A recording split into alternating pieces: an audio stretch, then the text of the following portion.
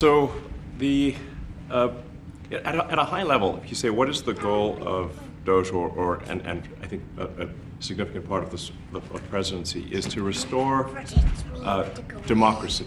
This may seem like, well, aren't we in a democracy? Well, if you don't have a feedback loop, okay, X, we would have to, if you sorry, so, I tell you, gravitas can be difficult sometimes.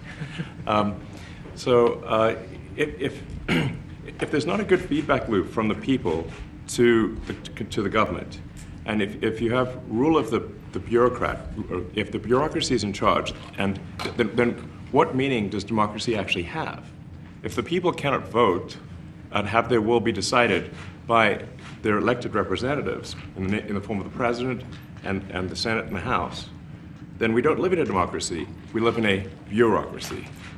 So it's incredibly important that we close that feedback loop, we fix that feedback loop, and that the public's elected representatives, the President, the House, and the Senate, decide what happens, as opposed to a large, unelected bureaucracy. This is not to say that there are good people who are in the federal bureaucracy, but you can't have an autonomous federal bureaucracy. You have to have one that is responsive to the people. That's the whole point of a democracy. And if you looked at if you looked at the founders today and said, what do you think of the way things have turned out? Well, we have this unelected, fourth unconstitutional branch of government, which is the bureaucracy, which has, in a lot of ways, currently more power than any elected representative. And this is not something that people want, and it does not match the will of the people. So it's just something we've got to fix. And then we've also got to address the deficit. So we've got a $2 trillion deficit, and if we don't do something about this deficit, the country's going bankrupt. I mean, it's really astounding that the interest payments alone on the national debt exceed the Defense Department budget, which is shocking because we spend a lot of money on defense. And if that just keeps going, we're essentially going to bankrupt the country. So what I really want to say is, like, it's not optional for us to reduce the federal expenses. It's essential. It's essential for America to remain solvent as a country, and it's essential for America to have the resources necessary to provide things to its citizens and not simply be servicing vast amounts of debt. And also, could you mention some of the things that your team has found, some of the crazy numbers, including the woman that walked away with about 30 million, right, etc.? Well, we do find it sort of rather odd that there are quite a few people in the bureaucracy who have ostensibly a salary of a few $100,000, but somehow manage to accrue tens of millions of dollars in net worth while they are in that position, which is, what happened at USAID. We're just curious as to where it came from. Maybe they're very good at investing, in which case we should take their investment advice, perhaps. But there seems to be mysteriously they get wealthy. We don't know why. Where does it come from?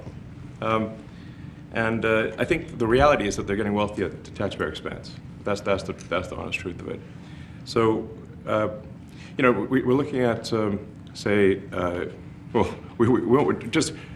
if you look at, say, Treasury, for example, basic controls that should be in place, that are in place in any company, such as making sure that any given payment has a payment categorization code, that there is a comment field that describes the payment, and that if a payment is on the do not pay list, that you don't actually pay it. None of those things are true currently. So the reason that departments can't pass audits is because the payments don't have a categorization code. It's like just a massive number of blank checks just flying out the building. So you can't reconcile blank checks.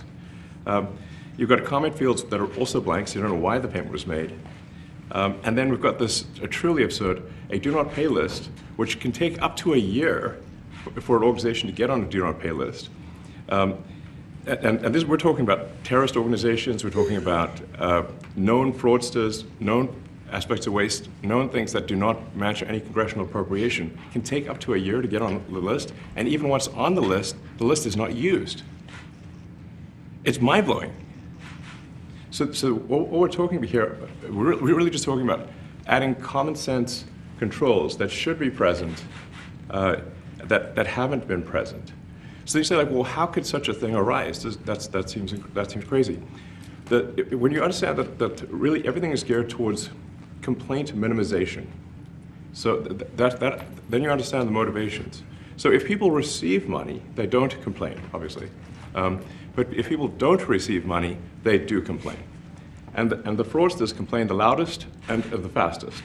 So then when you understand that, then it makes sense. Oh, that's why everything they approve all the payments at Treasury. Because if you approve all the payments, you don't get complaints. But now we're saying that, no, actually, we are going to complain. If money is spent badly, if your taxpayer dollars are not spent in a sensible and frugal manner, then that's not okay. Your tax dollars need to be spent wisely on things that matter to the people. I mean, these things, like, it's just common sense. It's not draconian or radical, I think. It's really just saying, let's look at each of these expenditures and say, is this actually in the best interest of the people? And if it is, it's approved. If it's not, we should think about it. So, there's crazy things like just cursory examination of Social Security, and we've got people in there that are 150 years old. Now, do you know anyone who's 150? I don't. Okay. They should be on the Guinness Book of World Records. They're missing out. So, that's a case where, like, I think they're probably dead. It's my guess. Or they should be very famous, one of the two. And then there's a whole bunch of Social Security payments where there's no identifying information. Well, like, why is there no identifying information?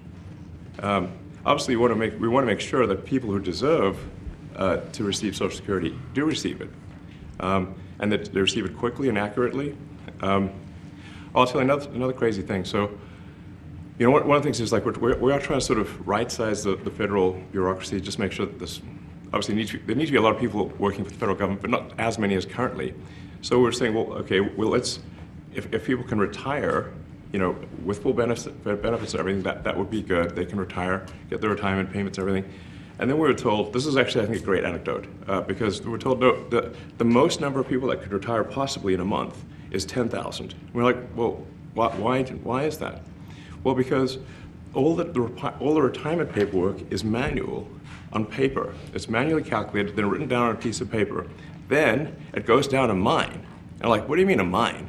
Like, yeah, there's a limestone mine where we store all the retirement paperwork. And you look at a picture of this mine. We'll post some pictures afterwards. And this mine looks like something out of the 50s because it was started in 1955. So it looks like it's like a time warp. And then the speed, the limiting factor is the speed at which the mine shaft elevator can move determines how many people can retire from the federal government. And the elevator breaks down sometimes, and then nobody can retire. Doesn't that sound crazy? There's like 1,000 people that work on this. So I think if we can take those people and say, like, you know what, instead of working in a mine shaft and carrying manila envelopes to boxes in a mine shaft, you could do practically anything else. And you would add to the goods and services of the United States in a more useful way. So anyway, so I think that's an example. At a high level, if you say, like, how do we increase prosperity? Is we get people to shift from roles that are low to negative productivity to high productivity roles. And so increase the total output of goods and services, which means that there's a higher standard of living available for everyone. That's the actual goal. Thank you for watching. Make sure you subscribe to our YouTube channel and be sure to watch more videos from Fox, Illinois.